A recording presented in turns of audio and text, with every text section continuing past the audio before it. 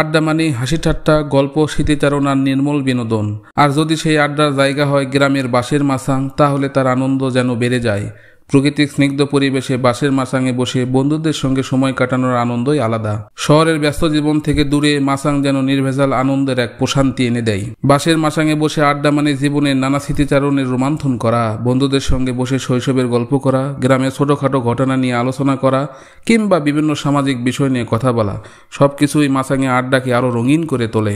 কখনো গান গেয়ে, কখনো কবিতা আবৃত্তি করে, কিংবা কখনো দুষ্টামি করে কেটে যায়। অনেক সময় কেউ একজন মজার ঘটনা বললে সবাই হেসে লুটিয়ে পড়ে। কেউ বলে এই সেই ছোটবেলার জায়গা যেখানে বসে আমরা খেলা করেছি।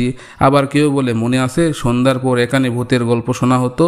এসব কথায় হাসির রোল পড়ে যায়। পাশের মাচাঙে বসে শুধু আড্ডায় নয়, চারপাশে প্রকৃতির সৌন্দর্য উপভোগ করা যায়। গাছের ছায়া, দিগন্ত জোড়া মাঠ, নদীর মৃদু কোলধ্বনি, পাখির ডাক সব মিলে এক অনন্য অনুভূতি এনে দেয়।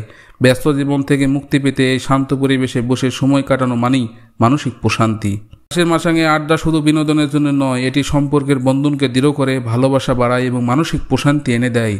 প্রযুক্তির যুগে যেখানে মানুষ কৃত্রিম বিনোদনের দিকে ঝুঁকছে, সেখানে গ্রামের সহজ আনন্দগুলো আজও হৃদয় ছুঁয়ে যায়। তাই সুযোগ পেলে বাঁশের মাচাঙে বসে আড্ডা দেওয়ার আনন্দ উপভোগ করা উচিত।